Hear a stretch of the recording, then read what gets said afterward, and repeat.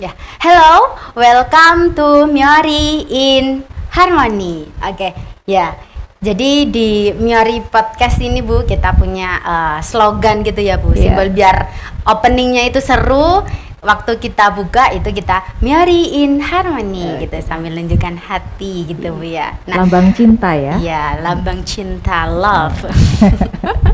Oke, podcast kali ini bersama dengan saya Hajar Cahyani dan sudah kita lihat bersama ya. Di sini saya ditemani oleh dosen cantik kita dari Miori. Beliau ini adalah Ibu Vinta, Dr. Vinta Istikundarti, SSIT, MKep, CHT, CI, CHFP, CHB, CE, RYT, RPYT. Maaf ya, mungkin kalau dalam pelafalan saya banyak yang salah ya Bu, karena panjang sekali nih Bu ya. Seperti kereta api ya.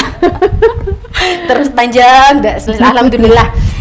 Bu Vinta ini kan selain dosen di Poltekkes Kemenkes Malang, khususnya di Prodi Kediri, Iya. Bu Vinta ini juga seorang trainer yoga. Nah, seorang trainer yoga internasional ya, jadi tidak gemen-gemen gitu ya, tidak hanya lingkup nasional Indonesia saja, tapi Bu Vinta ini sudah tersertifikat internasional. Iya, Benar ya Bu ya? betul sekali. Ya. Nah, kali ini kita akan membahas tentang yoga, tapi yoga yang bisa merambah ke kewirausahaan di bidang kebidanan gitu ya, karena sesuai dengan visi misi dari Prodi Kebidanan Kediri, di Miori itu mencetak lulusan bidan tidak hanya mampu di kompetensi dasar kebidanannya saja, tapi harus memiliki inovasi atau kreasi sehingga itu bisa membuat lulusan dari Miori ini memiliki nilai lebih gitu ya Bu. Iya. Nah, sebelum kita membahas mendalam mengenai yoga yang bisa kita aplikasikan di kewirausahaan kebidanan, sekarang kan memang yoga itu ya Bu ya, lagi tren-trennya ya Bu. Betul. Ya, karena yoga ini adalah salah satu olahraga yang mengkombinasikan antara tubuh dan pikiran. Iya. Benar ya Bu. Jadi Betul. ketika kita olahraga tidak hanya membuat badan kita sehat, tapi pikiran juga sehat. Betul sekali. Gitu ya.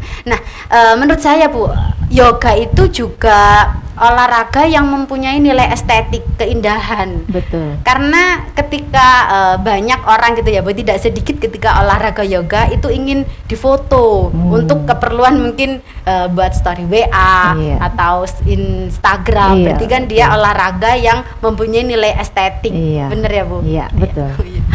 Gini Bu Vinta, agar nanti semua para mungkin subscriber sahabat Miori tahu, mungkin Bu Vinta bisa sedikit menjelaskan yoga itu gimana sih gitu Bu. Mungkin karena selama ini kan tahu yoga, tapi yoga dalamnya seperti apa itu kan masih belum jelas gitu Bu. Iya.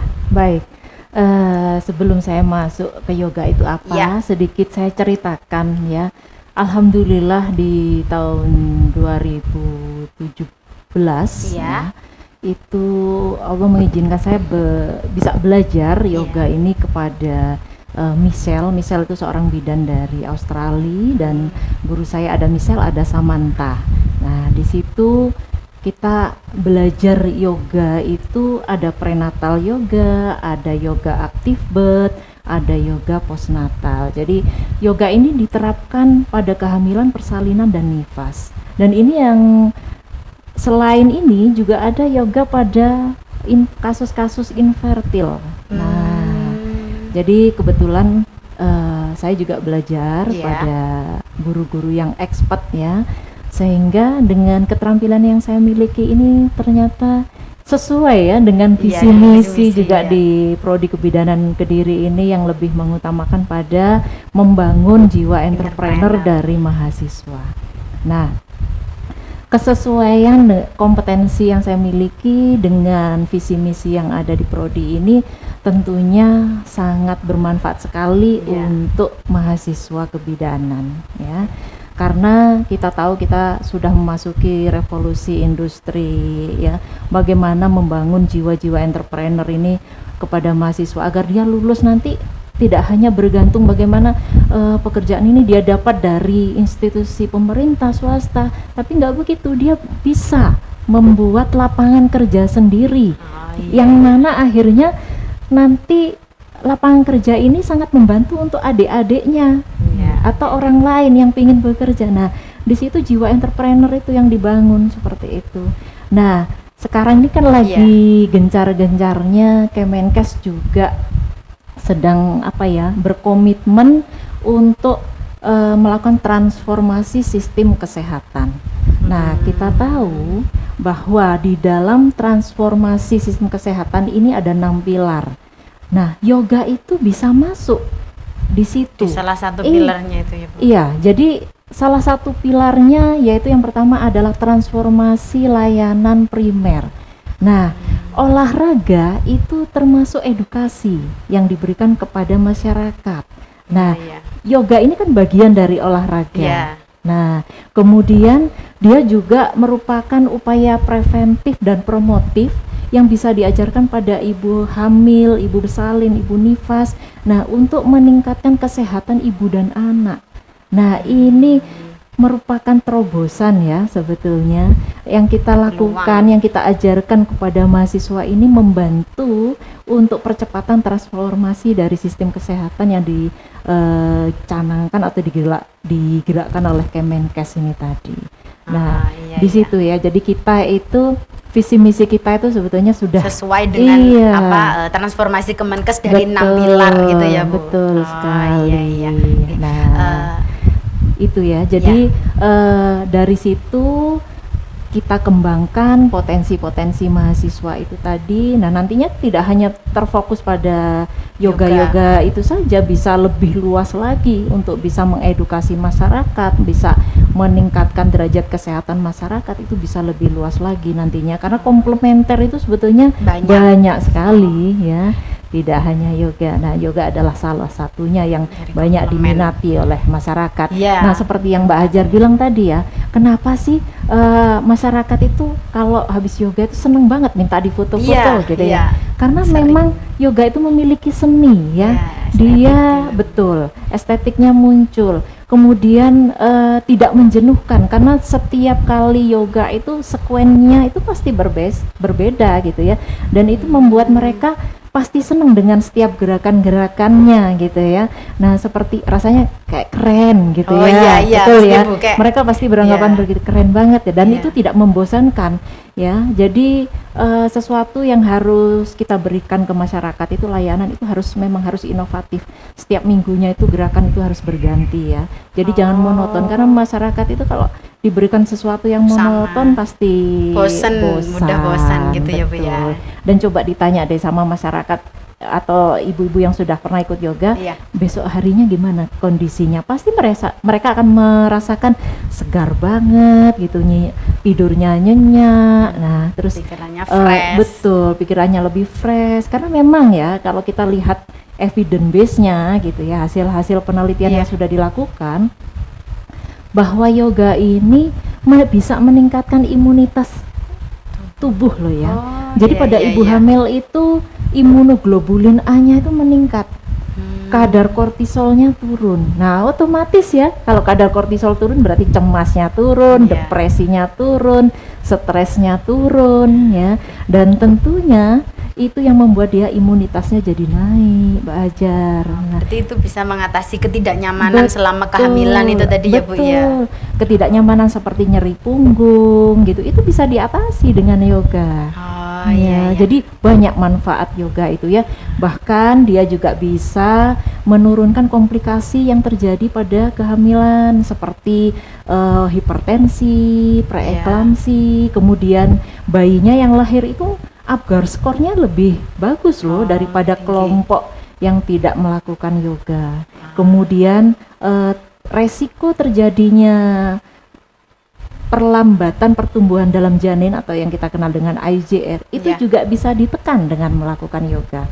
Karena apa? Dengan melakukan yoga itu aliran darah uteroplasenta itu lebih bagus, Mbak Hajar.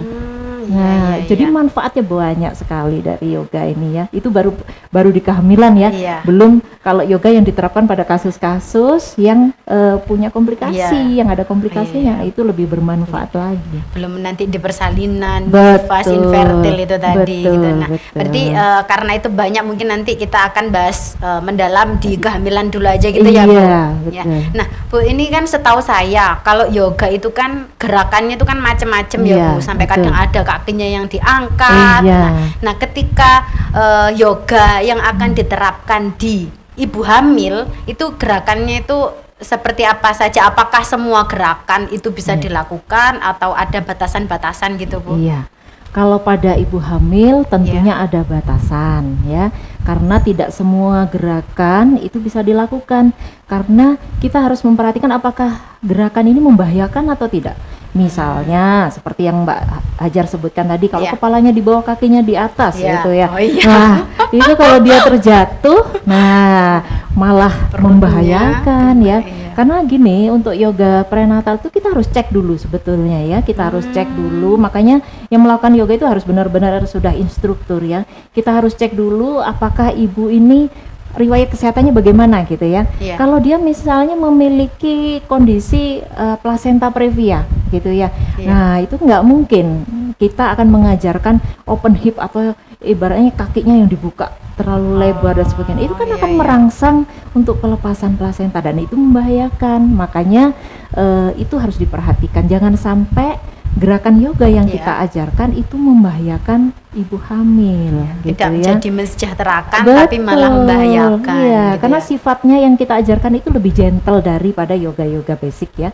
Jadi harus yoganya sudah dimodifikasi, gerakannya udah dimodifikasi supaya dia lebih lembut Cocok, gitu oh, ya, ya. sehingga cocok untuk ibu hamil.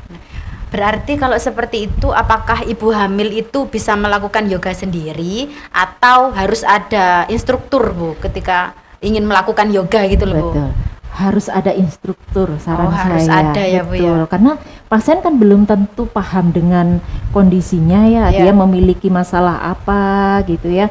Dan dia belum tahu resiko dari setiap gerakan yang dia lakukan. Karena gini, pada ibu hamil itu hormon relaksinnya Iya. itu sangat meningkat. Sehingga kalau hormon relaksin meningkat itu kan gerakannya malah lebih luas daripada lebih fleksibel dari daripada orang orang yang biasa. biasa. Dan itu bukan berarti kalau lebih fleksibel itu lebih bagus. Enggak, hati-hati kalau nanti dia terlalu fleksibel dan itu Iya. membahayakan dirinya dan janinnya, ya itu yang akan menjadi masalah. Makanya sebaiknya ada instruktur yang bisa mengarahkan. gitu. Jadi untuk amannya kalau ibu hamil lebih baik pakai struktur. Iya, Oh, betul. iya, iya.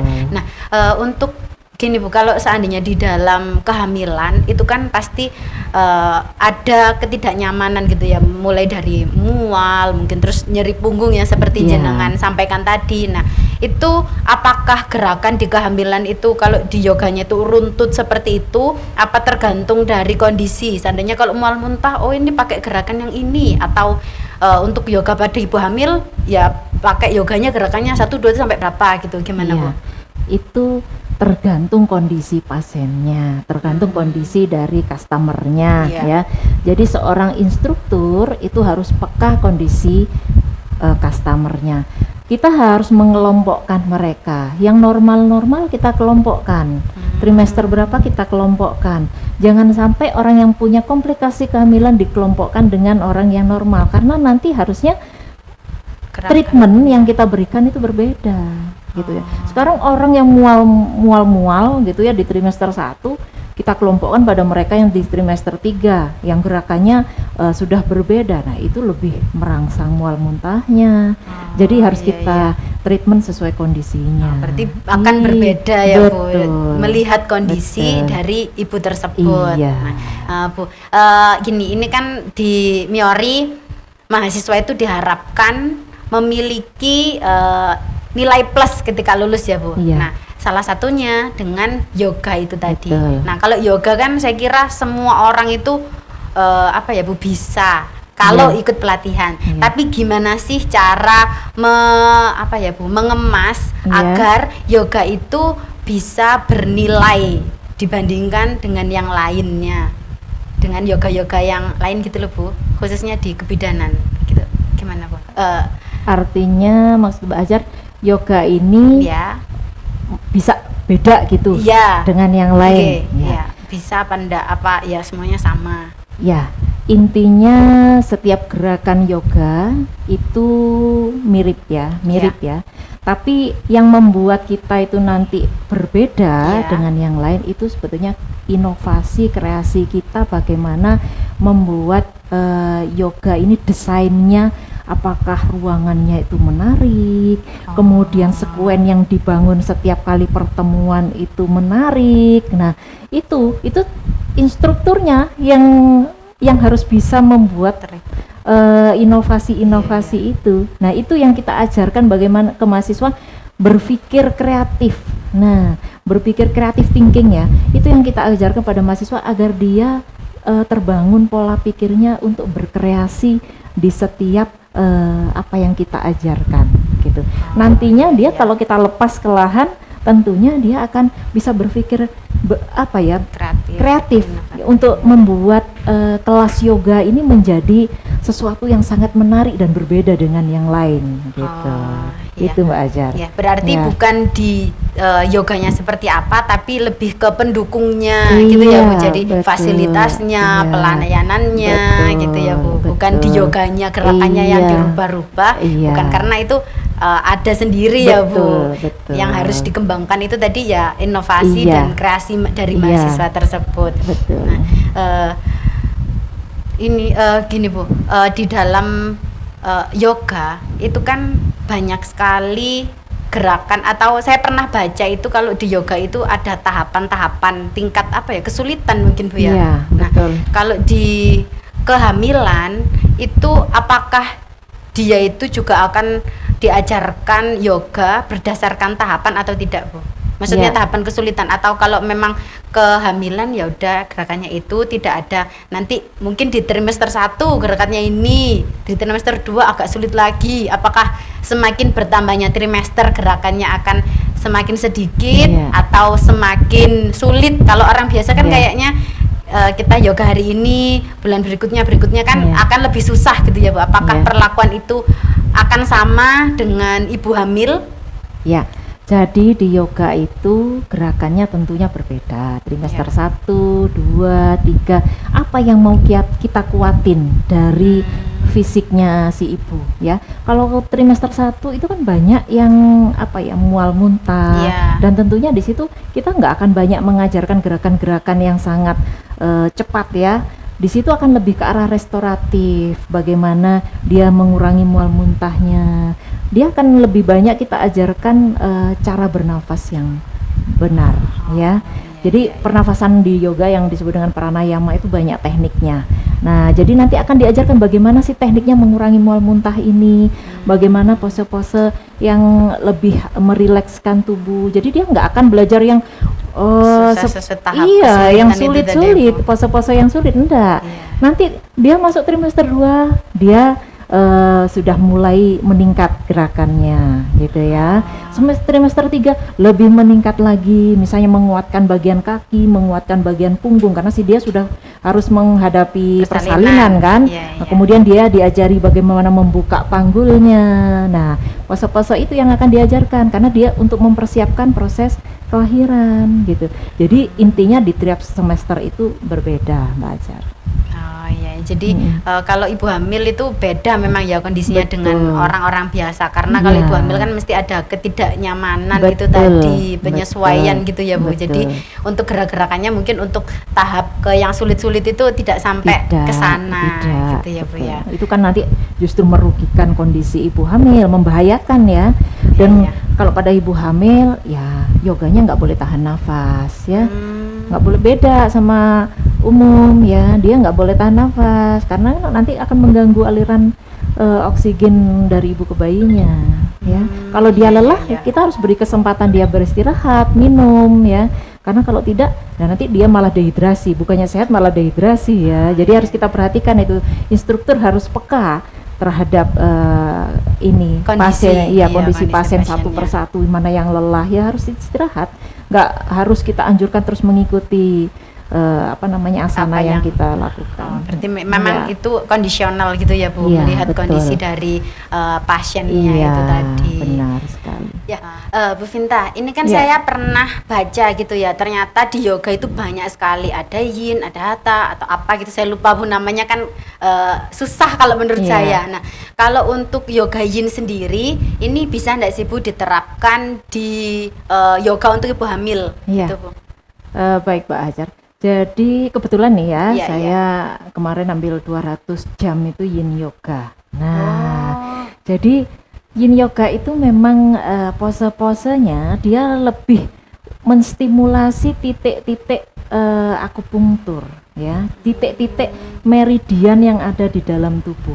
Jadi di Iya, tubuh iya. kita memiliki 12 jalur meridian ya. Nah, itu bisa diterapkan pada ibu hamil ya. iya, Jadi iya. kalau saya ya itu mengajar ibu hamil itu mengkombinasikan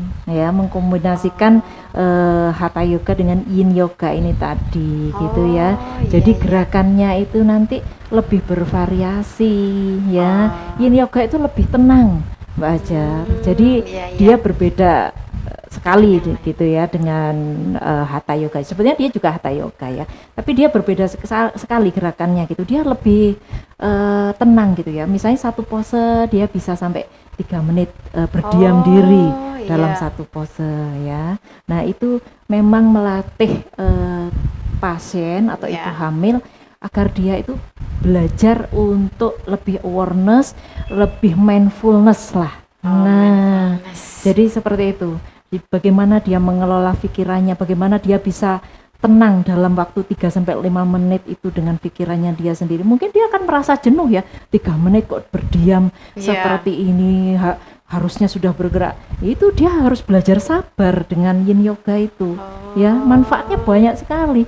Dan titik jalur meridian kita itu ya, titik-titik meridian kita itu terangsang dengan melakukan yin yoga itu. Jadi kalau ibaratnya kalau saluran buntu itu dengan melakukan yin Yin yoga yoga. itu salurannya jadi lancar lagi. Oh, sudah nggak ada Nggak ada mampet-mampetnya gitu iya, ya Bu. nggak ada sumbatan lagi gitu. Iya, iya.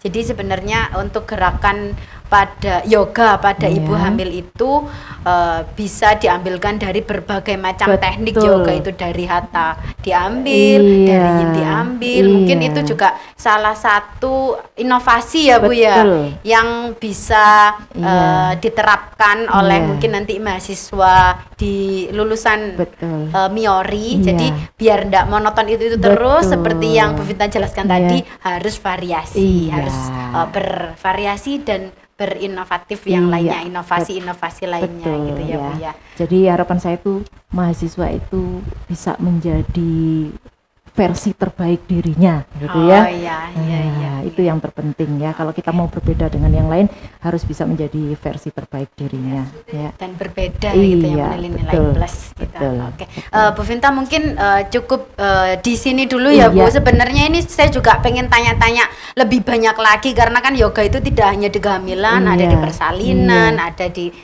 kondisi infertil dan Iya. lain sebagainya. Iya. Tapi mungkin akan kita sambung lagi di podcast berikutnya dengan Bu Vinta. Iya. Mungkin Bu Vinta bisa meluangkan waktunya ya Bu ya, karena saya tahu Bu Vinta kayaknya sibuk sekali karena nanti masih banyak ini Bu, Iya. apa ilmu-ilmu yang perlu diketahui oleh para alumni mahasiswa Betul. Miori gitu Iya, ya Bu. iya. Mungkin sebelum kita tutup, ada yang ingin Bu Vinta apa ya Bu, kata-kata motivasi gitu untuk mahasiswa nanti ketika lulus. Iya. Harus punya jiwa seperti apa, harus Iya. punya nilai lebih seperti apa gitu Bu. Iya. Mungkin bisa Iya. sedikit disampaikan Iya. gitu Bu. Jadi untuk mahasiswa Miori belajar untuk terus melatih kreativitas berpikirnya, critical thinkingnya ya, agar kamu bisa menjadi mahasiswa atau alumni versi terbaik dirimu sendiri. Dan pesan saya, cintai apa yang kamu kerjakan karena dia akan memberikan kehidupan yang lebih baik untuk dirimu dari apa yang kamu cintai. gitu. Ya, jadi intinya jadilah versi terbaik dari dirimu gitu ya. Oke, sampai ketemu lagi di podcast Miyori in Harmony berikutnya. Jangan lupa like, subscribe, and share agar nanti semakin banyak orang-orang, sahabat-sahabat Miyori yang bisa mengambil ilmu dari podcast ini. Oke, ketemu lagi, kita closing lagi ya Bu, seperti di awal tadi. Sampai ketemu lagi di Miyori in Harmony. Oke, terima kasih.